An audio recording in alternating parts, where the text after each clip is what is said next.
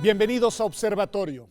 En las últimas semanas hemos escuchado voces de diferentes actores políticos, entre ellos el jefe de gobierno de la Ciudad de México, que han cuestionado la viabilidad y han puesto en duda el sentido práctico del nuevo sistema de justicia penal que fue aprobado en 2008.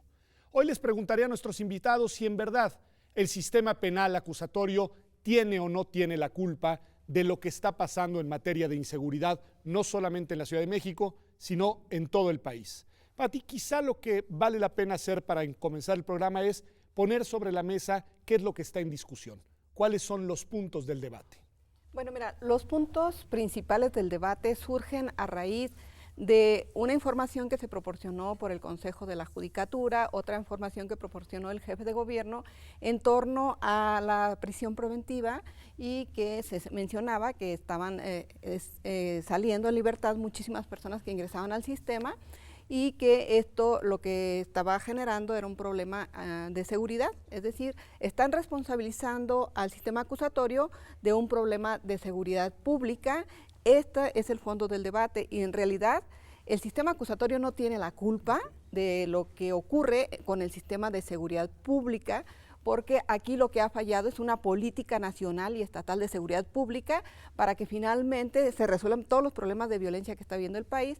El otro tema, en cuanto a la prisión preventiva, yo creo que les hace falta una investigación empírica, seria, con datos duros, sobre lo que está ocurriendo en todos los casos por delitos diversos en que los probables imputados enfrentan en libertad el debido proceso penal. A ver, me gusta este punto, si les parece, tengámonos unos segundos en lo de la prisión preventiva, porque tiene razón, es uno de los temas que ha salido ahí sobre la mesa.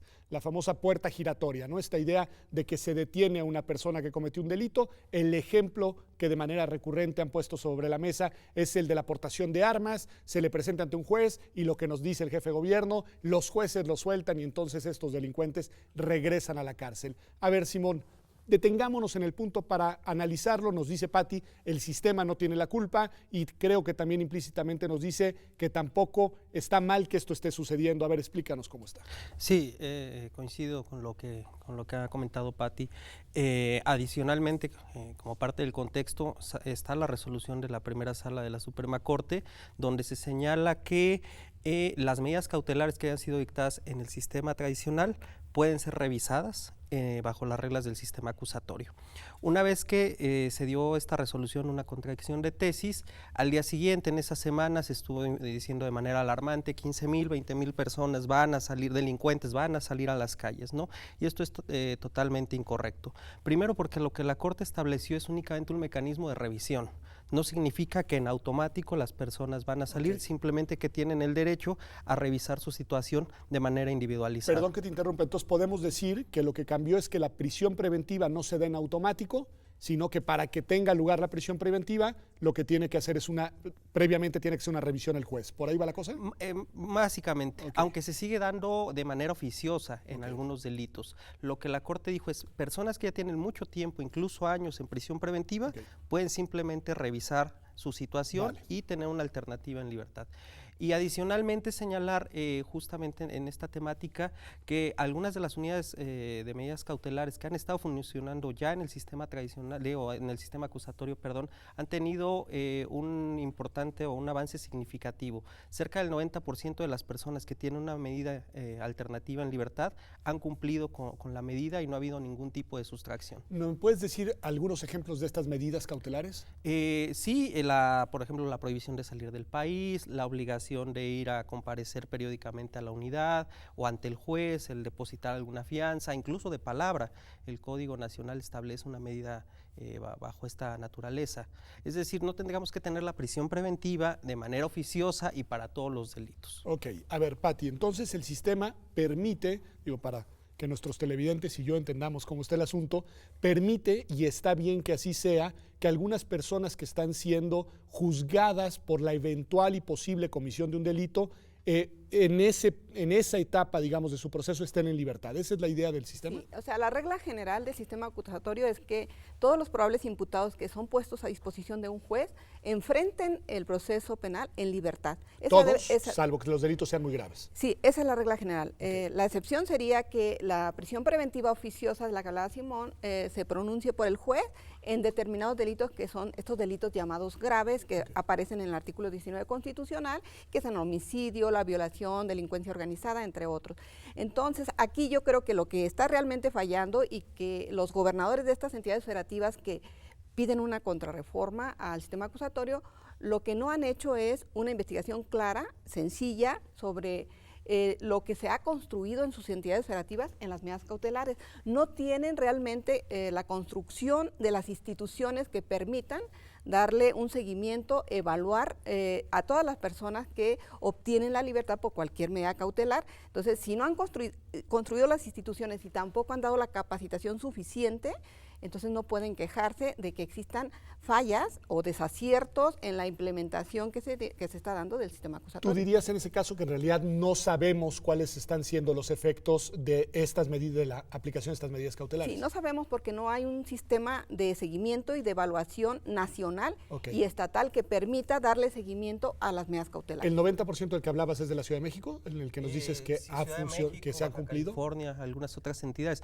El problema es que a nivel nacional ni siquiera existe una unidad. Recientemente, esta semana, se publicó en el Diario Oficial la creación de la unidad a nivel nacional para los delitos federales, pero no podemos tener un debate sobre la prisión preventiva cuando ni siquiera tenemos a nivel federal una unidad que le dé alternativa a las personas para llevar sus procesos en libertad. Bueno, y entonces ayúdenme a entender por qué el jefe de gobierno y los gobernadores están diciendo que el sistema no funciona, que lo que hay que hacer es revisar la ley, porque ellos le están echando, digamos, un poco la bola de vuelta al legislador, y están diciendo que lo que tenemos que hacer, si no me equivoco, es ampliar el catálogo de delitos por los cuales las personas deben de permanecer en prisión preventiva. Pati, ¿por qué? ¿Cómo explicar esta posición de los gobernadores y el jefe de gobierno? Yo creo que son posiciones políticas irresponsables que buscan más que nada intereses partidistas.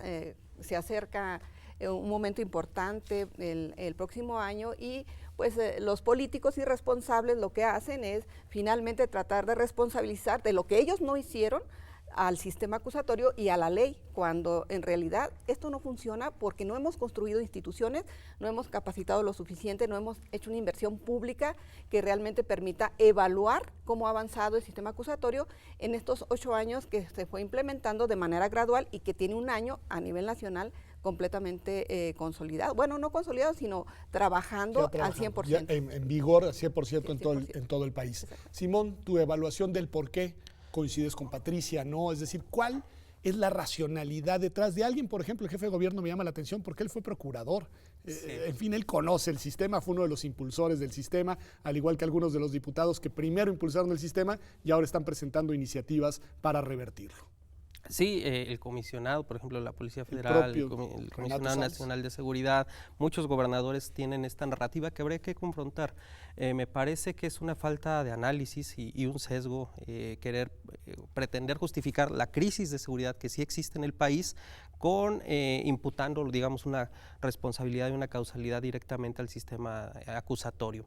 Desde luego que tenemos un aumento, por ejemplo, en la tasa de homicidio que viene consolidándose desde 2015. De hecho, hemos roto el récord del mes pasado, si no me equivoco. Sí, estamos ya cerca de, si digamos la tendencia siguiera, de llegar a niveles como 2010, 2011, que fueron años muy críticos en el país, pero esto inició antes del sistema penal, digamos, a nivel nacional, en 2015, pero además decir que ese es el único factor me parece sumamente irresponsable y superficial. ¿Tú dirías que entonces también hay una suerte de racionalidad política? Sí, porque hay una crisis, hay digamos varios tópicos que tendrían que ser reformados de manera estructural. Hablamos de la reforma de las policías, hablamos de la reforma a los sistemas de procuración de justicia, a los sistemas anticorrupción, que forman parte de un andamiaje institucional que tendrían que atender a estas problemáticas. La propia política de seguridad tendría que ser cuestionada y reformulada si es que queremos tomarnos en serio pues esta crisis de seguridad. Pati, una última pregunta para este bloque y después del corte regresamos a analizar cómo están los distintos actores, quiénes han hecho y quiénes no han hecho la tarea, pero la pregunta tiene que ver con, para la población en general, le hace sentido el discurso de los gobernantes. Es decir, la gente quiere entender qué es lo que está pasando y si le dicen que lo que hay que hacer es cambiar las leyes para regresar al sistema anterior y con eso las cosas van a mejorar, pues es probable que las personas apoyen esa postura. ¿Qué le dirías al televidente de por qué esa no es la racionalidad correcta? Bueno, yo creo que hay que hacer reflexiones un poco más profundas, sencillas, en cuanto al discurso político, que es un populismo penal puro, que están trabajando aquí, con fines políticos hacia el año que entra, y yo creo que más que nada también para eludir esa responsabilidad tan fuerte que tuvieron durante estos últimos 8 años, ya 9, con el que va implementado, para implementar adecuadamente el sistema. Yo creo que la gente debe de captar en su justa dimensión qué es lo que está ocurriendo con estas declaraciones que son una perversidad política realmente, y que las instituciones nos debemos de preocupar por generar una política nacional de comunicación social, porque eso ha fallado también en nuestro país.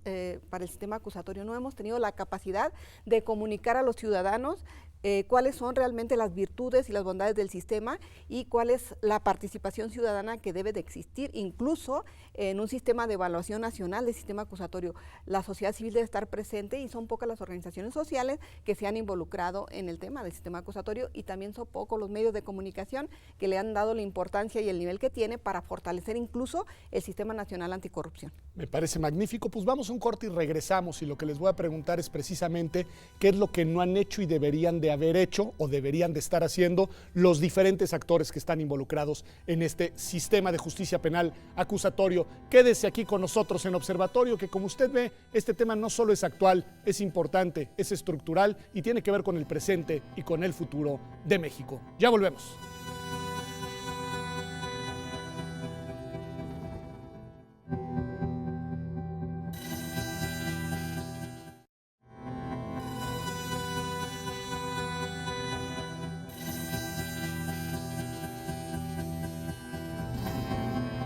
Estamos aquí de vuelta en Observatorio analizando si el sistema penal acusatorio tiene la culpa de la crisis de seguridad pública en el país, y nuestros invitados, Simón, Patricia, nos están diciendo que no es así, que desde su punto de vista no es culpa del sistema penal, sino de aquellas acciones y tareas que los diferentes actores involucrados no han llevado a cabo a lo largo de estos 9 años. Y lo que me gustaría que hagamos en este bloque es ofrecerles a los televidentes una especie de diagnóstico actor por actor.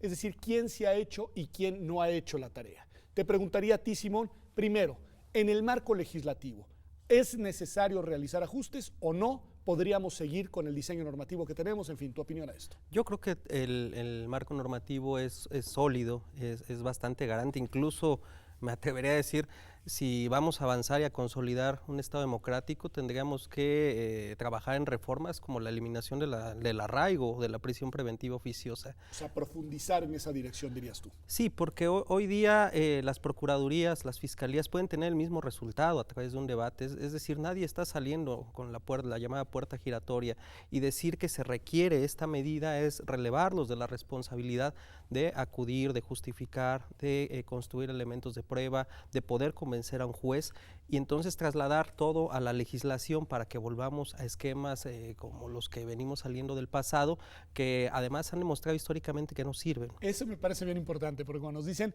estamos mal, hay que regresar a como estábamos, pues la verdad es que ahora resulta que estábamos mejor cuando estábamos peor. Claro, sí. El tema de la procuración de justicia, por ejemplo, ver quiénes, qué población era la que históricamente era procesada y sentenciada. Hablamos de la población más pobre en el país, de los jóvenes. Es decir, el sistema no estaba resolviendo los problemas ni de seguridad ni de justicia, y la reforma por sí misma es positiva. Necesitamos dejarla madurar y fortalecerla en todo caso antes de pensar en contrarreformas. Perfecto, entonces el marco legislativo lo podríamos conservar como está, o en todo caso reformarlo, pero para profundizar el sentido de la reforma, no para desandar lo andado, sería la postura de Simón. Te preguntaría a otro actor, antes de ir a los gobiernos, vamos al Poder Judicial. Los poderes judiciales, porque aquí hay que decirlo en plural, ¿han hecho o no han hecho la tarea los jueces? Bueno, yo creo que los poderes judiciales en las entidades federativas han avanzado, pero no lo suficiente, porque en realidad todavía falta mucho camino que recorrer con capacitaciones especializadas para que los jueces logren desarrollar audiencias de alto nivel donde la justicia realmente sea rápida, pronta y expedita, es decir, que estas audiencias no se prolonguen durante horas y horas y horas y que finalmente a veces el ciudadano no entienda lo que ocurrió en una audiencia porque los jueces siguen todavía con prácticas cotidianas del pasado, tratando de hablar demasiado técnico sin mostrar en un lenguaje ciudadano lo que se está desarrollando en una audiencia. Ese sería un buen nivel para que realmente el Poder Judicial o los poderes judiciales de las entidades federativas funcionen y además que se aumente la capacidad institucional en el número de jueces para el desarrollo de las audiencias, porque finalmente ahorita se está colapsando el sistema en algunas entidades federativas y en el sistema penal federal. Porque no se dan abasto. Sí, porque no se dan abasto a los jueces. Pero dirías que la tendencia en general del Poder Judicial podría ser prometedora en el mediano plazo, es decir, ahí van los poderes judiciales. Creo que sí. La falla más delicada que yo encuentro y que yo creo todos vamos a coincidir son nuestras policías.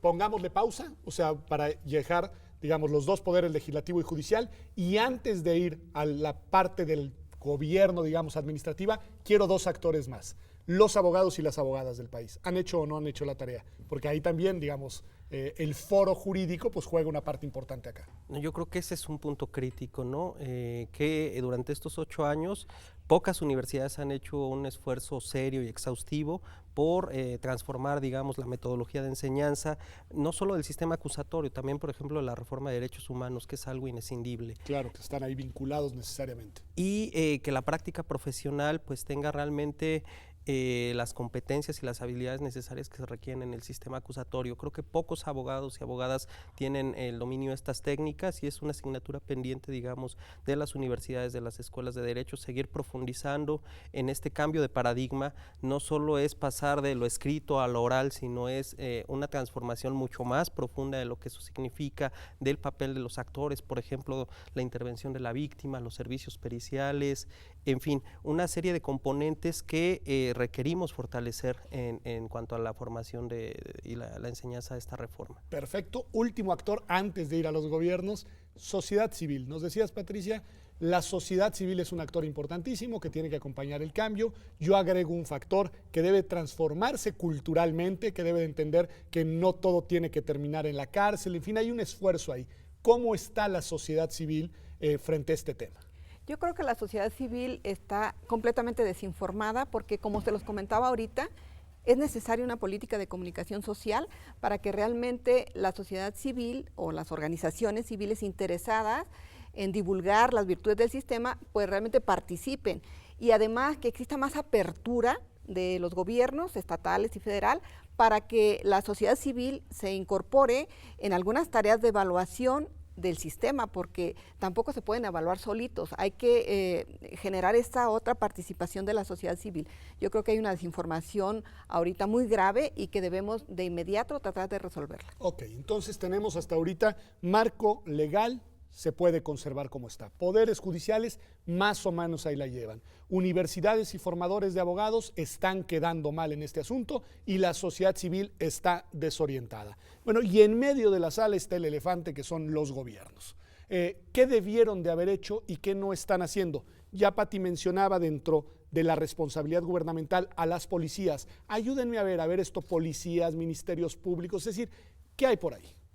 Bueno, son varios tópicos. Creo que, digamos, el diseño de las procuradurías o de lo que tendría que ser una fiscalía está, digamos, en este debate. Estamos, digamos, en la construcción de un modelo nacional de fiscalía. Vemos que la PGR hoy en día está colapsada en términos de su diseño actual, y lo mismo acontece con muchas procuradurías en los estados. Necesitamos un cambio de fondo, pero no solo es quién ocupa ese lugar, sino con qué capacidades, con qué estructura institucional, qué fiscalías, qué servicios periciales, qué condiciones de independencia para poder, digamos, asumir investigaciones en las que haya algún componente político, por ejemplo, o frente a los actores económicos. ¿Cómo garantizamos que un fiscal tenga esa autonomía institucional y esa solidez en toda la estructura de la investigación del delito? Ese es un tema fundamental, la reingeniería de las fiscalías en el país. A ver, interesantísimo, porque acá Simón nos lleva por un sendero que creo que vale la pena advertir.